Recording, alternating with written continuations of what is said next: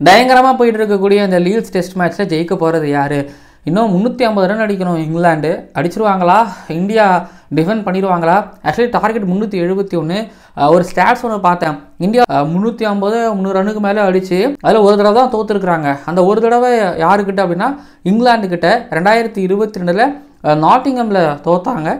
இப்போது அதே மாதிரி நடக்குமா? இந்தியா ஒரு தடவை தான் எங்களுக்கு துண்டு தவறும் அப்படிங்கிற மாதிரி காமிப்பாங்களா?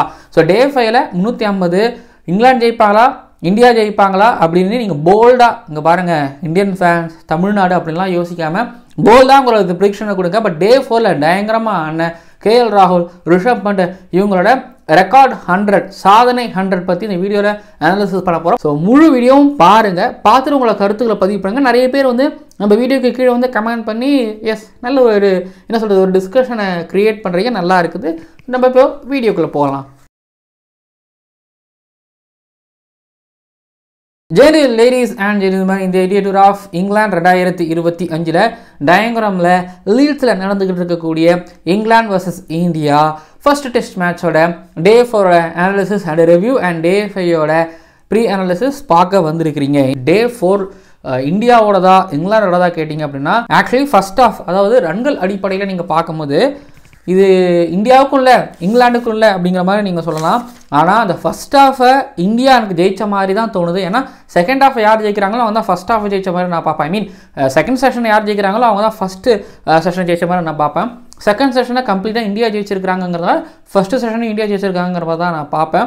லாஸ்ட்டு செஷன், அதாவது தேர்ட் செஷன் வேணால் இங்கிலாந்து ஜெயிச்சதாக வேணால் இருக்கலாம். ஸோ இன்றைக்கி 2-1 இந்தியா லீடில் இருக்கிறாங்க. இன்னும் வந்து பார்த்தீங்கன்னா 3 செஷன் இருக்குது. இந்த 3 செஷனில் வந்து ஒருவேளை இங்கிலாந்து வந்து 2 செஷனை வின் பண்ணிட்டாங்கன்னா மேட்ச் ஓவர் அப்படின்னு கூட சொல்லலாம். ஆனால் முதல் 2 செஷனை ஒருவேளை இங்கிலாந்து வின் பண்ணி கடைசி செஷனை ஒருவேளை இந்தியா வின் பண்ணாங்க அப்படின்னா கதை மாறத்துக்கூட வாய்ப்புகள் இருந்துக்கிட்டு இருக்குது. ஏன்னா இந்தியா இப்போ கொஞ்சம் ஒரு மாதிரி லீடில் இருந்துக்கிட்டு இருக்கிறாங்க. சரி, ஓகே, செஷன்ஸ் பற்றி நம்ம டிஸ்கஸ் பண்ணியாச்சு. பட் இன்ற நாள் பொறுத்த வரைக்கும் வந்து பார்த்தீங்க அப்படின்னா அனாலிசிஸ் பண்ணுறதுக்குன்னு ஒரு சில பார்ட்ஸ் இருக்குது. பட் KL ராகுலோட பேட்டிங் பற்றி பேசும்போதோ இந்த பக்கம் ரிஷப் பண்டோட பேட்டிங் பற்றி பேசும்போதோ இன்றைக்கி அவங்க இன்னிங்ஸை தனித்தனியாக நம்ம அனாலிசிஸ் பண்ண போகிறோம். பட் ஆனால் இந்தியா வந்து பார்த்தீங்க அப்படின்னா போயிருக்க வேண்டியது 400 ரன்னு டார்கெட் வைக்க வேண்டியது 333க்கு 5ன்னு இருக்குது. திரும்பி 364க்கு 10, 31 ரனில் 6 விக்கெட் இழக்கிறாங்க. கருண் நாயர், ஷர்துல் தாக்கூர், KL ராகுலும் வருவார். சரி, ஃபர்ஸ்ட் இன்னிங்ஸில் 430க்கு 4 விக்கெட்டு, 471 முடியும் போது 10 விக்கெட் முடிஞ்சிச்சு. ஸோ 41 ரனுக்கு 7 விக்கெட் இழக்கிறாங்க.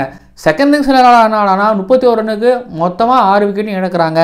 ஃபர்ஸ்ட் இன்னிங்ஸ்லனா 41 ரனுக்கு 7 விக்கெட்டை இழக்கிறாங்க. ஒன்றும் சொல்கிறதுக்கு இல்லைங்க. அதாவது சுப்மன் கில், ரிஷப் பண்ட்டு 200 அடிச்சிருக்கிறாரு. KL ராகுல் இவங்கெல்லாம் சேர்ந்து ஒரு 700 ரன் அடிச்சிருக்கிறாங்க. மற்றவங்கலாம் சேர்ந்து வந்து பார்த்திங்க அப்படின்னா கூட்டி கழித்து பார்த்தா ஒரு 70 ரன் என்னமோ கூட அவ்வளோதான் அடிச்சிருக்கிறாங்க. அப்படியே டோட்டலாக மாதிரி கான்ட்ராஸ்ட்டாக இருக்குது. சரி, இது ஒரு பக்கம் நீங்கள் பார்க்குறீங்க. இப்போ இங்கிலாண்டோட லோவர் மிடில் ஆர்டர் நீங்கள் பார்த்துருப்பீங்களா? டெய்லர்ஸ் பார்த்தீங்களா? ஃபர்ஸ்ட் இன்னிங்ஸில் கர்ஸ் அடித்தது, அடித்தது பார்த்துருப்பீங்கள. இப்போது இந்தியன் டீமோட கான்ட்ரிபியூஷன், அங்கே ஜேமி ஸ்மித்தோட கான்ட்ரிபியூஷன், இவங்க ஷர்துல் தாக்கூரோட கான்ட்ரிபியூஷன். இப்போ ஷர்துல் தாக்கூர் எதுக்கு 11th கொண்டு வந்தாங்க? ஷர்துல் தாக்கூர் பவுலிங் கொடுக்கலன்னு சொல்லுவீங்க, பேட்டிங் கிடைச்சது. பேட்டிங்கில் என்ன பண்ணார்? பேட்டிங்கில் எதுவுமே பண்ணலை. நிறைய பேர் கமெண்ட்ஸில் கேட்குறீங்க ஷர்துல் தாக்கூர் என்ன பண்ணுறான்னு. அதே கேள்வி தான் நானும் கேட்குறேன். அதாவது உங்களுக்கு பவுலிங் ஆல்ரவுண்டர் வேணும் அப்படின்னு ஷர்துல் தாக்கூர் கொண்டு வந்தீங்க. ஐ மீன் நான் உங்களுக்கு எக்ஸ்பிளைன் பண்ணிக்கிறேன். ஷர்துல் தாக்கூர் பவுலிங் ஆல்ரவுண்டரா, நிதிஷ்குமார் ரெட்டி பேட்டிங் ஆல்ரவுண்டரா? இப்போ ஷர்துல் தாக்கூர் பவுலிங் ஆல்ரவுண்டர்னா அவருக்கு ஜடேஜாவுக்கு ஃபர்ஸ்ட் இன்னிங்ஸில் கொடுக்கும்போதே முதல்ல அவர் கொடுத்துருக்கணும். ஆனால் அப்போ கொடுக்கல. சரி, அப்போ கொடுத்தப்போ அவர் சரியாக போடலை. சரி, ஓகே, பவுலிங்கில் கூட விட்டுருங்க. பட் பேட்டிங்கில் ஃபர்ஸ்ட் இன்னிங்ஸில் என்ன பண்ணார்? 1 ரனுக்கு. செகண்ட் இன்னிங்ஸில் என்ன பண்ணார்? 4 ரன்னு. சரி, ரன்ஸ் எல்லாம் தாண்டி அவர் எப்படி ஆடினார்? எனக்கு அதுதான் ஒன்றும் புரியவும் இல்லை. 2 இன்னிங்ஸ்லேயும் வந்து பார்த்தீங்க அப்படின்னா ஒரு மாதிரி டிரைவுக்கு போகிற எட்ஜு தான். அதுலேயும் 2வது இன்னிங்ஸ் பார்த்தீங்கன்னா ஃபுல் லென்த்து KL ராகுல் மாதிரி கவர் டிரைவ் ஆடிட்டே இருந்த அந்த லென்த்தில் போட்டாங்கல்ல, எப்படி அவுட் ஆனாலும் அதே மாதிரி ஒரு மாதிரி டிரைவுக்கு போனார். ஷர்துல் தாக்கூர் வந்து இப்போ செகண்ட் இன்னிங்ஸில் கையில் பால் கிடைக்கும் போது இப்போ நம்ம பேசின எல்லாத்துக்கும் பதிலடி தர மாதிரி ஒன்று பண்ணணும். KL ராகுல், ரிஷப் பண்ட்டு ஓகே.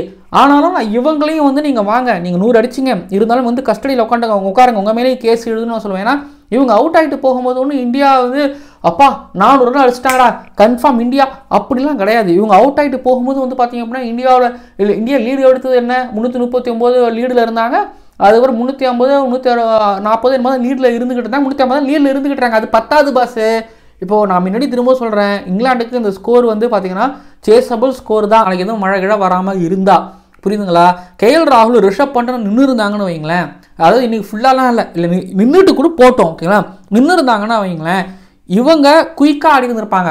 ஸோ அவங்களுக்கு நல்லா பேட்டில் பட்டுக்கிட்டே இருந்திருக்குங்கிறதுனால அவங்களால குயிக்காக ஆடி இருந்திருக்க முடியும். இந்தியா வந்து இன்னைக்குள்ளேயே ஒரு 410-400 ரன்கள் வந்து பார்த்தீங்க அப்படின்னா அடிச்சிருப்பாங்க.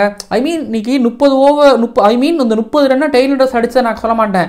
டெய்லண்டர்ஸ் அதாவது புது பேட்டர், இவங்க ஆடிட்டு இருக்கிற பேட்டர், ஆடிட்டு இருக்கிறவங்கிறதுனால இவங்களுக்கு நல்லா ஃபுட்பால் மாதிரி தெரியும்.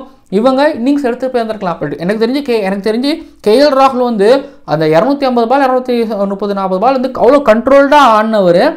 அந்த விக்கெட்டுக்கு அவுட் ஆனார் பார்த்தீங்களா, அதெல்லாம் அந்த கண்ட்ரோல் சுத்தமாக கிடையாது. 90% 98% கண்ட்ரோல் இருக்கிற பேட்டர் மாதிரியே கேஎல் ராகுல் அவுட் ஆகிட்டு போகும்போது இருந்தது.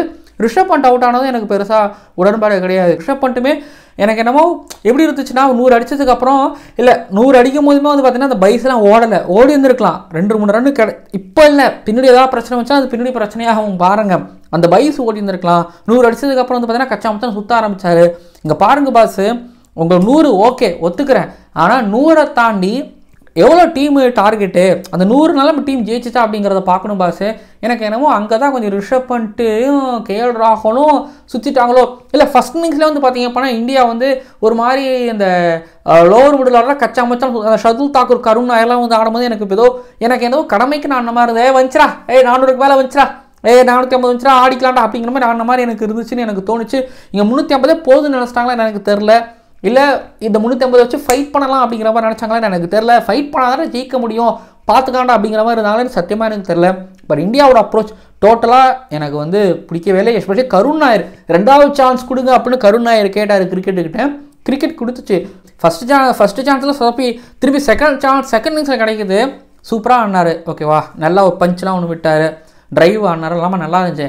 ஆனால் அவர் அவுட் ஆகிட்டு போன அந்த பால் நீங்கள் என்ன சொல்லுவீங்க சொல்லுங்கள், நேராக ஓக்ஸ் கையில் கொடுத்துட்டு போகிறாரு. எனக்கெல்லாம் உசுரே இல்லை சீரியஸ்லி.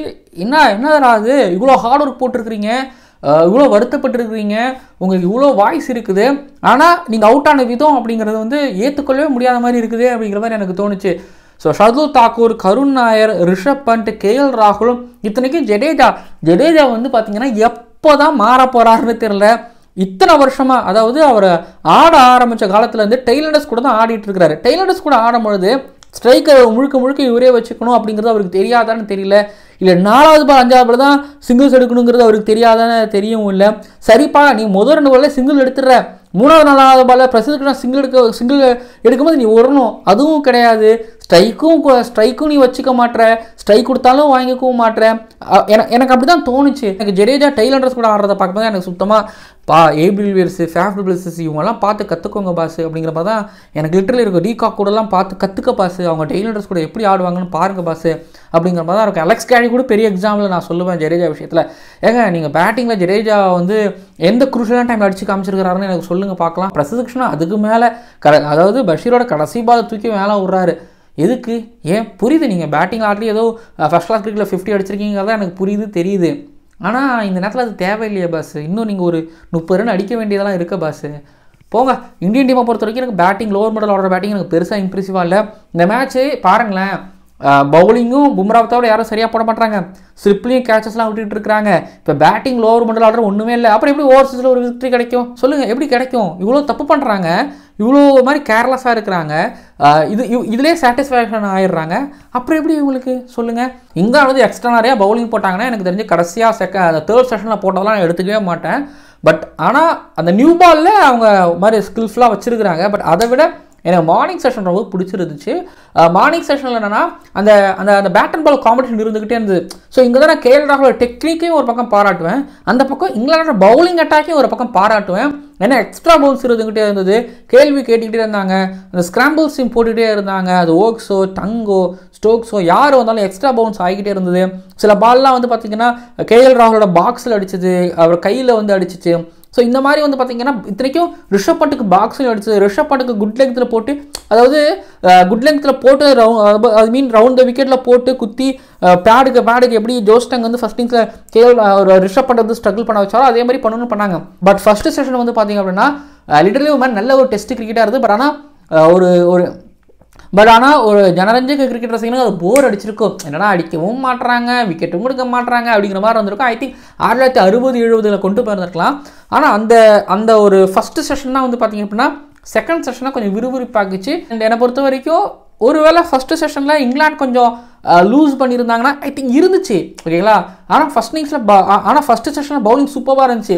இல்லை அங்கே சரியில்லைன்னு வச்சுக்கோங்களேன். ஒன்றும் இல்லை, இந்தியா வந்து இன்றைக்கி ரொம்ப கம்ஃபர்டபுளாக 4 ரனுக்கு மேலே அடிச்சிருந்துருப்பாங்க. ஃபஸ்ட்டு செஷனில் 24 ஓவருக்கு இந்தியா 63 ரன் தான் அடிச்சிருந்தாங்க, ரன் ரேட் 2. ரெண்டாவது செஷனில் 27 ஓவர் 145 ரன் அடிச்சிருப்பாங்க, ரன் ரேட் 5ங்கிற விதத்தில் அடிச்சிருந்துருப்பாங்க. ஸோ 2 எங்கே 5 எங்கே ஓவருக்கு 2 ரன் அடிக்கிறாங்க, ஓவருக்கு 5 ரன் அடிக்கிறாங்க. ஃபஸ்ட்டு செஷன்லையும் ரெண்டாவது செஷன்லையும் டிஃப்ரெண்ட் பாருங்கள். அட்லீஸ்ட் ஒரு 4 ரன் இல்லை 3 ரன்னு போயிருந்தாலும் இன்னொரு 30 ரன் எக்ஸ்ட்ரா வந்துருக்கு. பட் ஆனால் அங்கே அந்த இடத்துல செம்மையான ஒரு காம்படிஷனான ஒரு கிரிக்கெட் அப்படிங்கிறது போய்கிட்டு இருந்துச்சு. கொஞ்சம் ஒரு மாதிரி க்ளவுடியாக ப்ரீஸாக இருந்தது. இங்கிலாந்து பவுலர்ஸ் சூப்பராக யூஸ் பண்ணிக்கிட்டாங்க. சரி, ஓகே, இன்றைக்கி பவுலிங் பேட்டிங் இதெல்லாம் பற்றி அனாலிசிஸ் பண்ணிகிட்டு இருக்கிறோம். இதில் வந்து பார்த்திங்க அப்படின்னா KL ராகுலோட பேட்டிங், KL ராகுலை வந்து புகழ்ந்துகிட்டே இருக்கலாம். அதாவது எஸ்சினாவோட ஸ்பெஷலிஸ்ட். எனக்கு இப்படி ஒரு பிளேயர் தான் ரொம்ப பிடிக்கும். நீ ஓப்பனிங் ஆடுறியா, மிடில் ஆர்டரில் ஆடுறியா, விக்கெட் கீப்பர் ஆடுறியா, எங்கே ஆடினாலும் நான் 100 அடிப்பேன் அப்படின்னு KL ராகுல் காமிச்சிருக்கிறாரு. ஃபஸ்ட்டு அவர் டெபியூவான டெஸ்ட் மேட்ச்சில் SCGயில் 100. KL ராகுல் வந்து கவர் டிரைவ் ஆனதை வந்து சோஷியல் மீடியாவில் இந்த சாங்ஸ்லாம் வச்சு எடிட் பண்ணியிருந்தாங்க, மெலோடிஸ்லாம் வச்சு எடிட் பண்ணிட்டு இருந்தாங்க. ஹைலைட்ஸில் வந்து உங்களுக்கு KL ராகுலோட பவுண்டரிஸ் மட்டும் தான் காமிச்சிருப்பாங்க. பட் நான் அந்த பவுண்டரிஸ் அப்படி பிரித்து வைக்கிறேன். ஒரு 10, 13, 14 பவுண்டரிஸ் அடிச்சிருக்கிறாரு, ஒத்துக்கிறேன். ஆனால் அந்த பவுண்டரிஸை ஓரங்கட்டி வச்சுட்டு கிட்டத்தட்ட ஒரு 150-100 பாலுகளுக்கு மேலே KL ராகுல் வந்து டெஸ்ட் கிரிக்கெட்னா எப்படி ஆடணும்னு காமிச்சார். நான் சொல்லியிருந்திருப்பேன், நேற்றுக்கே அந்த ஒரு 40 ரன் அடிக்கும் போது வந்து பார்த்தீங்கன்னா அவருக்கு இந்த just outside off stump ball, இந்த 4th ஸ்டெம்பில் வரக்கூடிய பால்லாம் வந்து பார்த்தீங்கன்னா கிளியராக தெரியுது. அவர் மிடில் ஸ்டெம்புக்கு கார்டு எடுக்கிறது இல்லை. ஸோ மிடில் லெக் ஸ்டெம்புக்கு கார்டு எடுக்கிறாரு. அவர் ஆஃப் ஸ்டெம்பை அப்படியே நகர்ந்து வந்து கவர் பண்ணுவார். அதே நேரத்தில் just outside off stump பாலை தொடாமல் அப்படியே பால் லீவ் பண்ணுவார். நேற்றுக்கு பென் ஸ்டோக்ஸு, ஏர்லி போப்பு, இங்கிலாண்டோட நிறைய பேட்டர்ஸ் வந்து பார்த்திங்க அப்படின்னா இந்த just outside off stump ball இல்லை 5th ஸ்டெம்புக்கு போகிற பாலை வந்து வெளியில் போகிற பாலை நோண்டி அவுட் ஆவாங்க. ஆக்சுவலி இன்றைக்கி KL ராகுலுமே வந்து பார்த்திங்க அப்படின்னா வெளியில் போகிற பாலை நோண்டி தான் அவுட் ஆடுவார். ஃப்ரண்ட் அண்ட் பேக், அதாவது ஃப்ரண்ட் ஃபுட்டில் வந்து பால் லீவ் பண்ணுவார். சரி, ஃப்ரண்ட் ஃபுட்டில் போயிட்டு எல்லாரும் பஞ்ச் பண்ணுவாங்க, இல்லை ஃப்ரண்ட் ஃபுட்டில் போயிட்டு வந்து பார்த்தீங்கன்னா ட்ரைவ் ஆட பார்ப்பாங்க. ஆனால் அவர் ஒரு மாதிரி ஃப்ரண்ட் ஃபுட்டுக்கு போயிட்டு அப்படியே பால் ஒரு மாதிரி லீவ் பண்ணுவார். அப்புறம் சில இடங்களில் பேக் ஃபுட்டில் போயிட்டு பால் லீவ் பண்ணார். ஆனால் அதுக்கூட வந்து பார்த்தீங்கன்னா ட்ரைவ் லென்த்தில் போடக்கூடிய பால் அடிக்காமல் இல்லவும் இல்லை, சில பால்கள் தேர்ட் மேலில் பிச்சுக்கிட்டு போகவும் ஆரம்பிக்கவும் செஞ்சிச்சு. ஸோ எனக்கு வந்து KL ராகுல் பவுண்டரிஸ் அடித்ததான் ஞாபகத்துக்குமே இல்லை. பட் இந்த ஃபஸ்ட்டு செஷன் இருக்கலாம், அந்த ஃபஸ்ட்டு செஷனில் வந்து பார்த்திங்க அப்படின்னா நான் சொல்லியிருந்திருப்பேன், செமி நியூ பால் டியூக்ஸ் பாலில் வந்து பார்த்திங்கன்னா அந்த ஃபஸ்ட்டு 10 ஓவர், அதாவது நியூ பாலை விட செமி நியூ பால் கொஞ்சம் டேஞ்சராக இருக்குது. விக்கெட்ஸில் வந்து பார்த்திங்கன்னா இந்த கிராக்ஸ் இருந்துக்கிட்டு இருக்குது, கிளைமேட் ஒரு மாதிரி ப்ரீஸியாகவும் இருந்துக்கிட்டு இருக்குது. அப்படிங்கிறதுனால ஃபஸ்ட்டு செஷனை கடந்தால் தான் உங்களால் செகண்ட் செஷனில் இருக்கக்கூடிய அந்த 30 ஓவர்ஸை ஆட முடியும். இங்கே KL ராகுல் வந்து பார்த்தீங்க அப்படின்னா முழுக்க அவரும் அந்த பொறுப்பை எடுத்துக்கிட்டாரு. KL ராகுல் இன்னைக்கு மட்டும் ஒரு 250 பால் கிட்டத்தட்ட ஆடி இருந்திருப்பாரு. அந்த 250 பால் நீங்கள் KL ராகுல் ஆடலைன்னா நினச்சி பார்க்கவே முடியாத ஒரு சரிவை இந்தியா சந்திச்சிருப்பாங்க. ஸோ KL ராகுல் மிடில் நின்று அவர் வந்து நேற்றுக்கு சாய் சுதர்ஷன் பேசி ஒரு மாதிரி கைட் பண்ணி ஆடிட்டு இருந்தாரா. இன்னைக்கு ரிஷப் பண்ட்டுக்கிட்ட பேசி ரிஷப் பண்ட்டுக்கிட்ட ஒரு கைட் பண்ணி ரிஷப் பண்ட்டை ஆட வச்சுக்கிட்டு அவரும் ஆடிட்டு இருந்தாரா. இன்னொரு பக்கம் வந்து பார்த்தீங்கன்னா கருண் நாயர் வந்தார், கருண் நாயர்கிட்ட பேசி அவரும் ஆட வச்சுக்கிட்டு இருந்தார். நேற்றுக்கு சாய் சுதர்ஷன் கிட்ட தமிழில் பேசினார், இன்னைக்கு ரிஷப் பண்ட்டுக்கிட்ட ஹிந்தியில் பேசினார். கூட கருண் நாயர் அவரோட ஊருக்காரர், கர்நாடகாக்காரர், கன்னடிகா, அவர்கிட்ட கன்னடா பேசி நீங்கள் ஆடிட்டு இருந்தார். ஸோ உள்ளே நின்று வந்து பார்த்தீங்கன்னா வெவ்வேறு லாங்குவேஜ் பேசினாரு, நிறைய சேனல்ஸ் பார்க்குறாருங்கிறதெல்லாம் தாண்டி ஸ்கில்ஸ் இருக்குங்கிறத தாண்டி இன்னைக்கு உள்ளே நின்று ஒரு சீனியர் ப்ரோவா அப்பா நான் டீமில் ஒரு சீனியர் பேட்டர்ப்பான்னு சொல்லி அவர் லீட் பண்ண விதம் அப்படிங்கிறது எனக்கு ரொம்ப ரொம்ப ரொம்ப ரொம்ப பிடிச்சிருந்துச்சு. 90% ஆஃப் கண்ட்ரோல்ஸ் அவர்கிட்ட இருந்துச்சு. 100 அடிச்சதுக்கப்புறம் தான் பார்த்தீங்கன்னா கொஞ்சம் குயிக்காக மூவ் ஆரம்பிச்சார். அது வரைக்கும் வந்து பார்த்தீங்க அப்படின்னா KL ராகுல் தியானம் தான் பண்ணார். KL ராகுல் பியூட்டி அப்படின்னு சொல்கிறதுக்கான ரீசனும் அதுதான். செம்மையாக டேக்கிள் பண்ணார், செம்மையான ஒரு 100. இன்னொரு பக்கம் ரிஷப் பண்ட் என்னங்க சொல்கிறது, ஒரு இளம் வயதிலேயே ஒரு கிரேட்டஸ்ட் எவர் டெஸ்ட் விக்கெட் கீப்பராக ஆகிட்டார். இப்போவே ஒரு கிரேட்டஸ்ட்டாக ஆகிட்டார், இப்போவே ஒரு கிரேட் விக்கெட் கீப்பராக ஆகிட்டார். தோனியை பீட் பண்ணிட்டாரு. அதுக்கப்புறம் நான் ஒரு எலைட் லிஸ்ட் ஒன்று பார்த்தேன். ஓவர்சீஸில் நடந்த டெஸ்ட் மேட்சஸில் ஒரே மேட்ச்சில் 2 இன்னிங்ஸ்லையும் 100 அடிச்சவங்கள விராட் கோலி ஆடிலையில் 2014 அடித்தது. டிராவிட் வந்து பார்த்தீங்கன்னா ஹேமில்டனில் 1999 அப்போ நியூசிலாந்துக்கு அகேன்ஸ்டாக அடிச்சிருந்திருப்பாரு. சுனில் கவாஸ்கர் போர்ட் ஆஃப் ஸ்பெயினில் வந்து 1971 அடிச்சிருந்திருப்பாரு. அது அவரோட சீரீஸாக இருந்து அப்போ டெபியூ ஆனார். விஜய் ஹசாரே 1948 ஆடிலைட்லேயும் அவர் அடிச்சிருந்திருப்பாரு.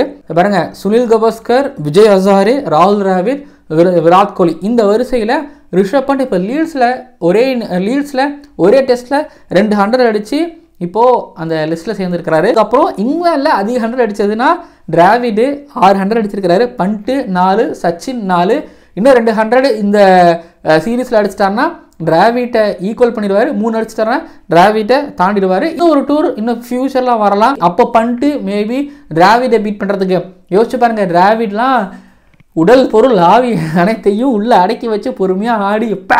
ஆனால் அவரை பாருங்க, இங்கே ஒரு மாதிரி வித்தியாசமான ஒரு கோளாறு பிடிச்ச ஒரு ரிஷப் பண்ட் பார்த்துக்கோங்க தாண்டுறாரு. அண்ட் இன்னொன்று 2019 அப்புறம் டெஸ்ட்டில் அதிக ரன் இந்தியாவுக்கு அடித்ததில் வந்து புஜாராவையும் தாண்டிட்டாரு. அதுக்கப்புறம் டெஸ்ட்டில் அதிக 100 அடித்ததில் விக்கெட் கீப்பர்களில் மகேந்திர சிங் தோனியை மிந்திட்டாரு. இப்படின்னு வந்து பார்த்தீங்க அப்படின்னா ஒரு தோனியை பீட் பண்ணுறது, அப்புறம் அந்த எலைட் பேனலில் ஒரு இருக்கிறது, அண்டு அப்படியே பக்கத்தில் எலைட்ஸுகளுக்கு பக்கத்தில் இருக்குதுன்னு சொல்லிட்டு ரிஷப் பண்ட்டு வேறு மாதிரி ஒன்று பண்ணுறாரு. அப்புறம் முக்கியமான விஷயம் என்னென்னா ஃபஸ்ட் இன்னிங்ஸில் அவர் அடித்தது வந்து பார்த்தீங்கன்னா ஒரு மாதிரி கடாமுடான்னு, அதாவது வெளில போகிற பால்லாம் அடிக்கிறது, ஃபீல்டர்ஸுகளுக்கு தலைக்கு மேலே அடிக்கிறது, சிக்ஸஸாக பறக்கிறது. பட் ஆனால் இன்றைக்கி வந்து பார்த்தீங்கன்னா டோட்டலாக டிஃப்ரெண்ட்டான ஒரு ரிஷப் பண்ட்டை பார்க்க முடியுது. ஏன்னா 20 ரன்னு 38 பால் இருப்பார், 40 பால் இருப்பார். அதுக்கப்புறம் அந்த 40 ரன் இருக்கும்போது ஒரு 60-65 பால் ஃபேஸ் பண்ணியிருப்பார். அப்புறம் அவர் 50 வந்து பார்த்தீங்கன்னா 83 பாலில் அவர் அடிச்சிருந்தார். அதுலேயே ஒரு 2-3 4 என்னமோ தான் அடிச்சிருந்தாரு. அவங்க பெருசாக போகவும் இல்லை. ஃபஸ்ட்டு செஷனில் உள்ள கில்லு போனோடனே உள்ளே வராரு, என்னடா ரிஷப் பண்ட் அனுப்பி வைக்கிறாங்களே அப்படிங்கிற தாட் இருந்துகிட்டு இருந்து. ஸோ ரிஷப் பண்ட் உள்ளே வந்து ரிஷப் பண்ட் எப்படி ஆடுவார். ஸோ ரிஷப் பண்ட்டுக்கு பஷீர் வந்து ரவுண்ட் த விக்கெட்லாம் போட்டு பார்த்தாரு. ஓவர் த விக்கெட் எதுவும் எடுபடலை. ஸ்டோக்ஸும் அதே தான். ஸ்டோக்ஸ் லெஃப்ட் ஹேண்டருக்கு நல்லா போடுவார். ஜெய்ஸ்வாலெலாம் நீங்கள் போட்டு பார்த்துட்டு இருப்பீங்க. வந்து போடுறாரு, முட்டுறாரு, எதுவும் நடக்கலை. அவங்களோட பவுலர்ஸ் ரிஷப் பண்ணிட்ட ஃபர்ஸ்ட் இன்னிங்ஸில் ஜோஸ்டங் வந்து பார்த்தீங்க அப்படின்னா குட் லென்த்தில் போட்டு உள்ளே கொண்டு வந்தார்ல, அது ஸ்கிராம்பிள் சேம் ஓக்ஸ் அதை நோண்டி விட்டுலாம் பார்த்தாரு, எதுவும் நடக்கலை. எந்த பாட்சாவும் பழிக்கவும் இல்லை. அந்த 83 பால், அதாவது ஒரு 50 அடிக்கிற வரைக்கும் வந்து பார்த்தீங்கன்னா ரிஷப் பண்டோட இன்னிங்ஸை வந்து நான் இத்தனை வருஷத்தில் இப்படி ஒரு இன்னிங்ஸ் நான் பார்த்ததே இல்லை. அவரோட நேச்சுரலான ஒரு கிரிக்கெட்டை கையை விட்டுட்டு இப்படியும் ரிஷப் பண்டால் ஆட முடியும்னு காமிச்சார். ஏன்னா அவர் தான் ஒரு சீனியர் இப்போதைக்கு டீமில். ஒரு KL ராகுலுக்கு அப்புறம் வந்து பார்த்தீங்கன்னா பேட்டரில் அவர் தான் சீனியர். 2018 அவர் ஆடிட்டு இருக்கிறாருல, அந்த பொறுப்பை உணர்ந்து இன்னைக்கு அவர் ஆடினார். அப்படியே அந்த 50 அடிச்சதுக்கப்புறம் வந்து பார்த்தீங்க அப்படின்னா பஷீரை வந்து லாங்கானுக்கு மேலே 2 6 ஒன்று அடித்தார். அதுக்கப்புறம் ஸ்வீப் ஒன்று ஆனார். அப்புறம் ஃபாஸ்ட் பாலர் வரும்போது ஏறி விழுந்து அடிச்சார். தேர்ட் மேல பிரிச்சுக்கிட்டு போச்சு. ஒரு குயிக்காக ஒரு 20 பால் ஆடினார். திரும்பி 100 வரும்போது வந்து பார்த்தீங்க அப்படின்னா கொஞ்சம் பொறுமையானார். ஒரு மைல் ஸ்டோனுக்காக வந்து பார்த்தீங்கன்னா பொறுமையானதுக்கப்புறம் 100 வந்ததுக்கப்புறம் திரும்ப அடிக்க ஆரம்பித்தார் ரிஷப் பண்ட். ஸோ ரிஷப் பண்ட் அடித்த அந்த 100ல் வந்து பார்த்தீங்க அப்படின்னா ரிஷப் பண்டோட எல்லா ஷாட்ஸும் இருந்துச்சு. இவர் ரிஷப் பண்டா இப்படி ஆகிருக்கிறாரா அப்படிங்கிற மாதிரியும் இருந்துச்சு. ஸோ இந்த ஒரு அடாப்டேஷன் ரொம்ப பிடிச்சிருந்துச்சு. ஒரு மாதிரி ரெஸ்பான்சிபிளாக அவர் ஆடினது ரொம்ப பிடிச்சிருந்துச்சு. KL ராகுல் அது மாதிரி தான் ரெஸ்பான்சிபிளாக ஆடிருந்தார். KL ராகுலை நீங்கள் நம்பலாம். SC4ன்னு வரும்போது அவருக்கு எந்த பொசிஷனும் பிரச்சனையும் கிடையாது. எல்லா பொசிஷன்லையும் நல்லா ஆடுவார். KL ராகுல் ஃபேன்ஸ் அசம்பிள் ஆகுங்க. இந்த வருஷத்தில் நம்ம மார்ச்லேருந்து எடுத்துக்கிட்டிங்கன்னா சாம்பியன்ஸ் ட்ரோஃபியில் 100 ரன் அடிச்சிருப்பாரு, IPL ஒரு 100 ரன் அடித்தார், அப்புறம் இப்போது லீட்ஸில் 100 அடிச்சிருக்கிறாரு. ஒரு மாதிரி KL ராகுல் அவரோட பொன்னான 2025 மாதிரி எனக்கு தோணுது. அதுக்கப்புறம் இந்த பக்கம் ரிஷப் பண்ட் எடுத்துக்கிட்டிங்கன்னா IPL அவருக்கு சரியாகவே போகலை. கேப்டன்சியும் சரி, பேட்டிங்கும் சரி. கடைசியாக வந்து பார்த்திங்க அப்படின்னா அவர் ஒரு 100 அடித்தார். 100 அடித்து சம்மர் சால்ட் ஒன்று அடித்தார். அதுக்கப்புறம் வந்து லீட்ஸில் ஃபர்ஸ்ட் இன்னிங்ஸில் 100 அடிக்கிறாரு. அதாவது ஒயிட் பால் ரிஷப் பண்ட் வேறு, ரெட் பால் ரிஷப் பண்ட் வேறுன்னு இங்கே காமிக்கிறாரு. ஒரு 100 அடிக்கிறாரு. செகண்ட் இன்னிங்ஸில் 100 அடிக்கிறாரு. Back to back 100. அதாவது ஒரு 3-4 இன்னிங்ஸ் சேர்த்து ஒயிட் பாலில் அவரால் 100 ரன் அடிக்க முடியல. ஆனால் இங்கே 2 டெஸ்ட் மேட்ச்சில் வந்து 100 அடிச்சிட்டாரு. அவர் 100 அடிச்சோடனே வந்து பார்த்தீங்கன்னா ஒரு டிஃப்ரெண்டான செலிப்ரேஷனுக்கு அப்புறம் சுனில் கவாஸ்கர் சம்மர் சால்ட் போடு அது ஸ்டூபிட்னு சொல்லி சூப்பர் வரைக்கும் வந்து அவரே சம்மர் சால்ட் அடின்னு சொன்னார். அதுக்கப்புறம் ரிஷப் பண்ட் இல்லை நான் அப்புறம் அடிக்கிறேன் அப்படின்னு சொன்னார். ஏன்னா டயர்டாக இருப்பார் நான் நினைக்கிறேன். பட் ஒரு விஷயம் சொல்லலாம், ரிஷப் பண்ட் வந்து இப்போது 100 ரன் அடிக்கிறாரு, 100-150 பால் 100 பால்லாம் பிடிக்கிறாரு அப்படிங்கிறதெல்லாம் ஓகே. ஆனால் ரிஷப் பண்ட் ஒரு விக்கெட் கீப்பரு. இப்போ 5 டெஸ்ட் மேட்சும் எப்படி ஆட வைக்க போகிறாங்க, பும்ராவை பற்றி யோசிக்கிறோம், அதே நேரத்தில் இங்கே ரிஷப் பண்ட்டை பற்றி யோசிக்கணும், அவரோட ஒர்க் அவுட் மேனேஜ்மெண்ட்டை பற்றி யோசிக்கணும். ஆக்சிடென்ட் ஆகிருக்கு, அவருக்கு காலில் பிரச்சனை இருக்குது அப்படிங்கிற மாதிரி நம்ம பார்த்துருப்போம். அடிக்கிறாரு, பல்ட்டி அடிக்கிறாரு, சோமர் சால்ட்லாம் அடிக்கிறாரு, கரெக்ட் தான். ஆனாலும் ரிஷப் பண்டோட ஒர்க் அவுட் மேனேஜ்மெண்ட் பற்றி கண்டிப்பாக யோசிக்கணும். அப்படி இல்லைனா ஒரு சில மேட்சஸ் கண்டிப்பாக ரிஷப் பண்ட் இல்லாமல் ஆடணும். ரிஷப் பண்ட் இல்லாத இந்தியாவோட லோவர் மிடில் ஆர்டர் கொஞ்சம் கஷ்டம் தான், சிரமம் தான். அதுக்கு எல்லாரும் கையை தூக்கி ஆடணும். சிராஜ் பிரசித் கிருஷ்ணா மாதிரி பவுலிங்கில் வந்து மேலே பேட்டர்ஸில் கொஞ்சம் சில பேர் ஓபி அடிக்கிறாங்க, அப்படி அடிக்காமல் இருக்கணும். பட் சோஃபார் 2 சூப்பர்பான ஒரு 100 பார்த்தோம் எங்கள் லீட்ஸில். பட் இன்றைய தினத்தோட அனாலிசிஸ் நிறைவடைகிறது. ஃபஸ்ட்டு செஷனில் டிசிப்ளினான ஒரு பேட்டிங், டிசிப்ளினான ஒரு பவுலிங் அண்ட் செகண்ட் செஷனில் இந்தியா அடித்து உரிச்சு பேச்சு எடுத்துட்டாங்க. தேர்ட் செஷனில் இங்கிலாண்டோட கம்பேக் பார்த்தோம். 21 ரன்னோட இப்போ நல்ல ஒரு விதத்தில் இருந்துகிட்டு இருக்காங்க. ஏன்னா இன்றைக்கி ஒரு 2 விக்கெட் போயிருந்ததுன்னா யோசிச்சு பாருங்க, நைட் வாட்ச்மேன் வந்து கதையே வேறு. ஆனால் என்னை பொறுத்த வரைக்கும் இங்கிலாந்து ஒரு மாதிரி டீசெண்டாக முடிச்சிருக்கிறாங்க தான் சொல்லுவேன். சரி, இப்போ 350 ரன்னு அடிக்கணும் இங்கிலாந்து. டே 5ஓட ப்ரிவ்யூ வந்தாச்சு.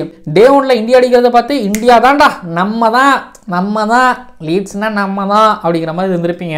ஆனால் அதுக்கப்புறம் ஒரு கொலாப்ஸ் ஒன்று ஆனதுக்கப்புறம் இங்கிலாந்து அடிக்க ஆரம்பித்ததுக்கப்புறம் ரைட்ரா இங்கிலாண்டுக்கு எவ்வளோ ஸ்கோர் அடித்தாலும் 10வது போலங்கிற மாதிரி. இப்போ சொல்கிறேன், இங்கிலாண்டு ஓவருக்கு 4 ரன் அடிக்கிறாங்க, 4 ரன் அடிக்கிறாங்க. அப்படிங்கும்போது நாளைக்கு 90 ஓவரில் பாஸ் 100 ஓவராக வரும். 10 ஓவர் வந்து எக்ஸ்டெண்ட் பண்ணுவாங்க. லைவ்ஸ் அதான் சொல்கிறேன், இங்கிலாண்டில் யூகேல வந்து பார்த்திங்க அப்படின்னா நைட்டு 9 மணி தான் இருட்டும். 7 மணி வரைக்கும் கூட ஆடலாம். ப்ளே வந்து 6 மணிக்கு முடியுமா, 6 மணிக்கு முடியும். ஸோ இன்னும் ஒரு 1/2 மணி நேரம் 1 மணி நேரம் கூட எக்ஸ்டெண்ட் பண்ணலாம், தப்பே கிடையாது. பண்ணுறதுக்கு வாய்ப்பு இருக்குது. ரிசல்ட்டு ஒரு வேளை வருது அப்படின்னா அப்போது யோசிச்சு பார்த்தீங்கன்னா ஒன் டே மாதிரி அவங்க ஆடுறவங்களுக்கு ஒன் டே மாதிரி 90 ஓவரில் இவங்களால 300 ரன் அடிக்க முடியும். ஆனால் குறுக்க கௌஷிக்கு பும்ரா இல்லை, மழை வரும்னு சொல்லியிருக்காங்க. டே 5ல் வந்து பார்த்தேன், வெதர் ரிப்போர்ட் செக் பண்ணேன், நாள் முழுக்க மழை வரும் அப்படிங்கிற மாதிரி சொல்லியிருக்காங்க. எந்த அளவுக்கு உண்மைன்னு தெரில. டே 5 என்னைக்கு மழை இருக்கான், அதுக்கு அடுத்த நாள் மழை இல்லையா, ஆனால் அடுத்தடுத்த 2 நாள் மழை இருக்கா இல்லை, அதாவது ரிசர்வ் டே கிடையாது. பட் அதுக்கு அடுத்த நாள் மழை இல்லைங்கிறதுனால எனக்கு தெரிஞ்சு இன்றைக்கும் மழை வரதுக்கு வாய்ப்பு இல்லைன்னு நான் நினைக்கிறேன். ஐ மீன் டே 5ல் வரதுக்கு வாய்ப்பு இல்லைன்னு நினைக்கிறேன். பார்ப்போம். அப்புறம் இன்னொன்று 6 ஓவர் முடிஞ்சிருக்கு, பால் லைட்டாக ஷைனாக போயிருந்துருக்கும். ஆனால் இந்த 6 ஓவர்லையும் சிராஜ் தான் விட்டு வெளுன்னு வெளுத்தாங்க. ஐயோ 2 பேர், அதாவது பிரசித் கிருஷ்ணா சிராஜ் ஃபர்ஸ்ட் இன்னிங்ஸில் வந்து ஒரு மெய்டன் கூட போடாமல் 2 பேரும் சேர்ந்து கிட்டத்தட்ட ஒரு 50 ஓவரை பவுல் பண்ணாங்களா. 50 ஓவர் கிட்டத்தட்ட பவுல் பண்ணி 250 ரன் கிட்டத்தட்ட வந்து கொடுத்தாங்க. நியாயமாரே அப்படிங்கிற கேள்வி தான் கேட்க வேண்டியது இருந்துச்சு. இப்போ பும்ராவுக்கு விக்கெட் விழலை. இப்போ நாளைக்கு நாளைக்கு இயர்லியாக ஃப்ரெஷ்ஷாக வரும்போது பும்ரா நியூ பாலில் விக்கெட் எடுத்தால் தான். இல்லைன்னு வைங்களேன், 90 ஓவரில் பும்ராவோட 20-25 ஓவர் ஓகேங்களா, அதில் ஒரு 5 விக்கெட் எடுக்கிறாருன்னா மீதி இருக்கக்கூடிய 70 ஓவரில், அது பும்ராவோட ஓவரில் 80 அடிக்கிறாங்க, 90 அடிக்கிறாங்கன்னு வச்சுக்கோங்க. 350ல் இன்னும் அவங்க வந்து பார்த்திங்க அப்படின்னா ஒரு 60 ஓவரில், ஆமாம் ஒரு 60-70 ஓவரில் அவங்களால ஒரு 250 ரன் அடிக்க முடியாதுன்னு நினைக்கிறீங்களா என்ன? என்னை பொறுத்த வரைக்கும் இந்தியாவுக்கு வாய்ப்பு இருக்குது ஓகேங்களா. பட் இந்தியாவுக்கு வந்து எனக்கு தெரிஞ்சு ஒரு 70-80% இல்லை 75% ஒரு வாய்ப்பு இருக்குன்னா 25% எஸ் இங்கிலாண்டுக்கு ஒரு வாய்ப்பு இருக்குது. பட் இயர்லி மார்னிங் சொல்லிடும், காலையில் சொல்லிடும். நியூ பால் எடுக்கும் போதெல்லாம் வந்து பார்த்திங்கன்னா கம்ஃபர்டபுளான ஒரு பொசிஷனில் இருப்பாங்க. நியூ பால் எடுக்கும் போது ஒன்று எப்படி இருக்கணும்னா 30 ரன்னு அவங்க அடித்தா வின்னு, 2 விக்கெட் எடுத்தால் இந்தியா வின்னு அப்படிங்கிற நிலமையில் இருந்தால் தான் கேம் உசுரோடு இருக்கும். இல்லைனா காலி. மழை இடையில வந்து அடிக்கடி இன்டர் பண்ணிட்டே இருந்தோன்னா அது ஒரு வகையில் வந்து பார்த்திங்க அப்படின்னா இந்தியன் பவுலர்ஸ்க்கு ரொம்ப ஃப்ரெஷ்ஷாக கொண்டு வரும். ஆனால் அப்படியே நடக்குமான்னு தெரியுங்கன்னா ஃபிங்கர் கிராஸ். பட் ஆனால் என்னை பொறுத்த வரைக்கும் சொல்லுவேன், என்ன நடக்குதுன்னு பொறுத்திருந்து பார்க்கலாம். டே 5 பும்ராவோட பவுலிங் அண்ட் இந்தியாவோட பேஸ் அட்டாக் சப்போர்ட் பண்ணால் மட்டும்தான் இந்தியா ஜெயிக்க முடியும். பட் அந்த பக்கத்தில் வந்து பார்த்தீங்க அப்படின்னா Root Stokes clutch innings, Leeds 2019 Ashes ஞாபகம் இருக்கா, சேசிங் ரூட் ஒரு பக்கம் இந்தியாவுக்குன்னா நல்லா ஆடுவார், ப்ரூக் ஒரு பக்கம் 99ல் விட்டார் அவரோட ஹோம் கிரவுண்டு. அதாவது லீட்ஸில் வந்து பார்த்தீங்க அப்படின்னா ரூட்டுக்கும் ப்ரூக்குக்கும் இது ஹோம் கிரவுண்டு, அவங்க ஆடாத ஆட்டமாக அப்படிங்கிற மாதிரி இருக்க போது. ஸோ பொறுத்திருந்து பார்க்கலாம் நாளைக்கு என்ன நடக்க போகுது சொல்லிட்டு. கிராக்ஸ் கிரியேட் ஆகியிருக்குது, ரஃப் பேச்சஸ் இருக்குது, ஜடேஜாவின் கையிலும் இருக்கிறது. இன்றைக்கி ஜடேஜாவை கொண்டு வந்தாங்க, விக்கெட் வருமானு சொல்லிட்டு. ஸோ நாளைக்கு கண்டிப்பாக நல்ல ஒரு டெஸ்ட் கிரிக்கெட் பார்க்க போகிறோம். பார்ப்போம் யார் ஜெயிக்கிறாங்கன்னு சொல்லிட்டு. நீங்கள் கமெண்ட் பண்ணுங்கள், இந்தியா ஜெயிப்பாங்களா இங்கிலாந்து ஜெயிப்பாங்களா? இங்கிலாந்து ஜெயிச்சு மீண்டும் ஒரு தடவை வரலாற்றில் ஒரு சிறப்பான ஒரு டெஸ்ட் கிரிக்கெட் நாளாக ஆக்குவாங்களா, இல்லை இந்தியா ஜெயிச்சு எஸ் ஃபஸ்ட் டெஸ்ட் மேட்ச் நாங்கள் வின் பண்ணியிருக்கிறோம், வரலாற்று சிறப்புமிக்க விக்டரியை இங்கே பெற்றிருக்கிறோம், new team new captain new era அப்படிங்கிற மாதிரி போவாங்களா? பொறுத்திருந்து பார்க்கலாம். நீங்கள் வந்து கீழே வந்து கமெண்ட் பண்ணுங்கள். அண்ட் டே 5ஓட ரிவ்யூவில் நைட்டு உங்களை நான் சந்திக்கிறேன்.